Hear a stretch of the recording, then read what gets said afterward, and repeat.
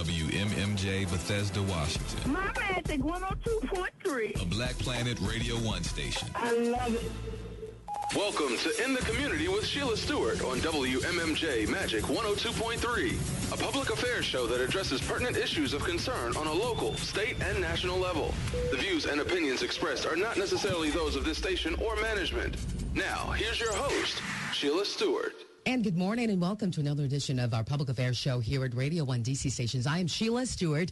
So thankful you're joining us once again. We are thankful to have LisaBanks with us today. She is with a nonprofit organization called CASA, which stands for Court-Appointed Special Advocates. It's a nonprofit that uses citizen advocates for abused and neglected children. Lisa, how are you? I'm great. Thanks for having me here today. Is this a big problem for the DMV area? Yes, it really is. You would be shocked to know that in Fairfax County, where my organization is working, that a child enters the court protection system every 34 hours because they have been abused and neglected by their parents, the people that should really love and care for them most. And all across the DMV area, there are thousands of children who need the court's protection because their parents cannot or will not provide for their safety and their needs. How did you become involved?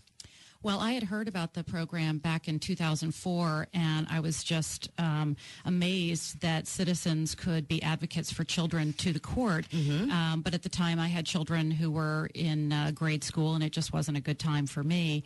But it stayed in the back of my mind. And in 2006, when my children became teenagers, I decided it was a good time to be a CASA volunteer myself.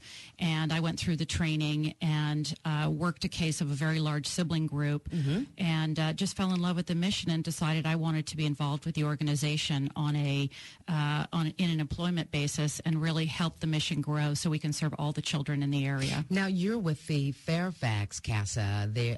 Are there different groups in Maryland and Virginia and D.C.? Absolutely. Okay. CASA is actually a national organization. There are 1,000 programs across the country.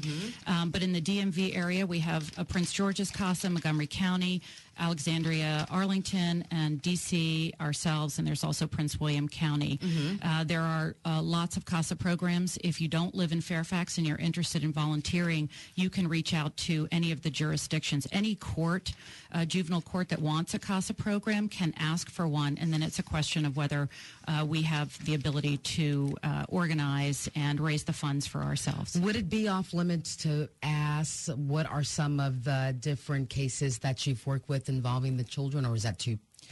Well, I can generally say that we're talking about all sorts of abuse, neglect. We're talking about sexual abuse. We're talking about severe neglect of children. We are talking about physical abuse. And all of these stories are incredibly sad. We have a lot of babies who are born addicted to drugs.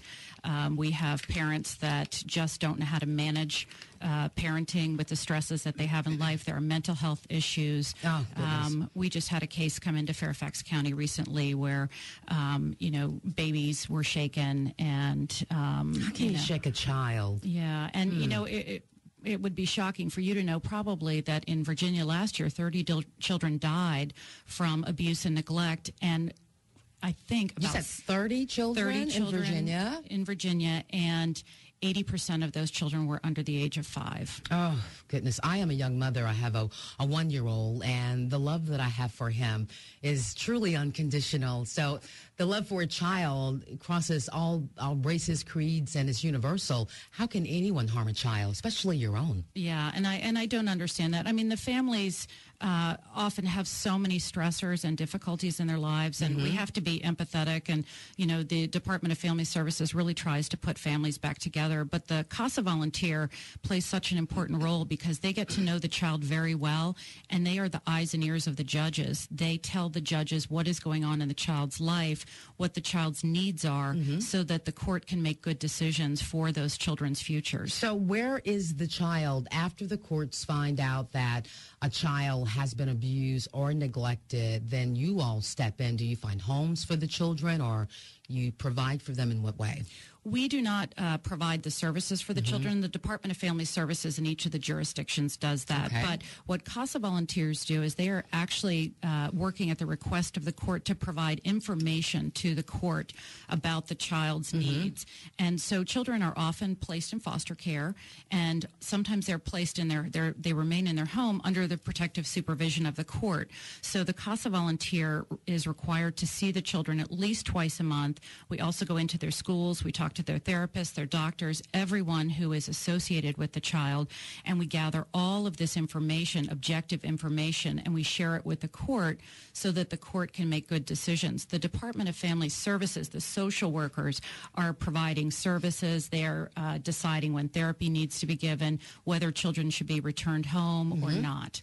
I love it. I love the fact that people are stepping in to help CASA, which is, once again, if you are listening, we're spotlighting today the CASA Foundation organization. It is a nonprofit that uses regular citizens like you and I to be advocates for abused and neglected children.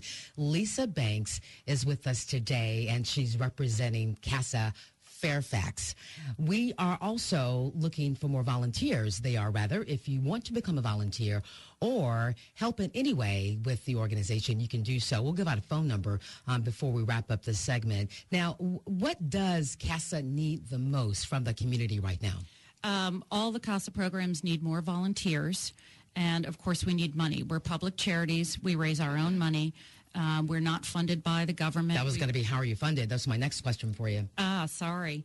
But we need both volunteers and money, because the law tells us that for every 30 volunteers on cases, we have to have a paid supervisor. So that really drives our budget. Right now in Fairfax, we have 61 children who do not have the services of a CASA volunteer.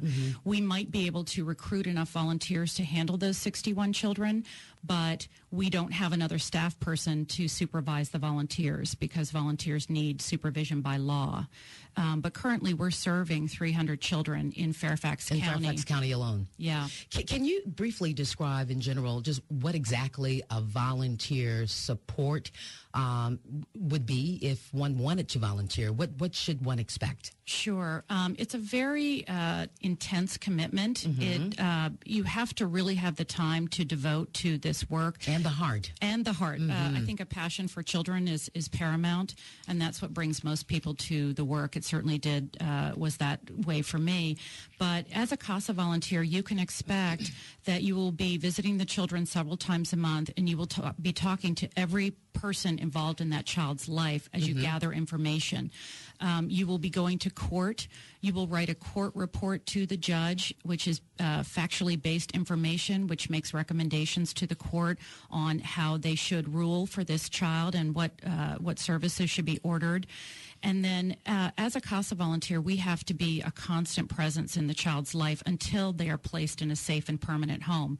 And for us in Fairfax County, that means when the court closes the case, we as CASA volunteers close the case, but not until then. And so as you can imagine, families are not always fixed in 6 months or 7 months. Some of the cases last many, many years, and you have to make that commitment to be on a case for the duration. Can you describe in general just what a volunteer should bring? Okay, they're going to call CASA and say, I want to volunteer. Do you look for like a full background check, or do you have to have references? All of it. All of it, Everything. okay. All of the above. We have a very serious vetting process. You go through several interviews. We do background checks because you're working with children. We have a 35-hour training, and you have to do a court observation before you're sworn in by a judge. There is no special skill that is required. You don't have to be a lawyer. You don't have to be a social worker. Just a passion for children and the ability to make the time commitment. We look for maturity. We look for people who really understand the continuity that's needed for these children. So as you can imagine, retirees, empty nesters, we do have a lot of work full time, but you really have to know that you can devote the time to these children. It's a serious commitment. Yeah, because they've had so many promises broken in their lives, and we don't want to add to their trauma.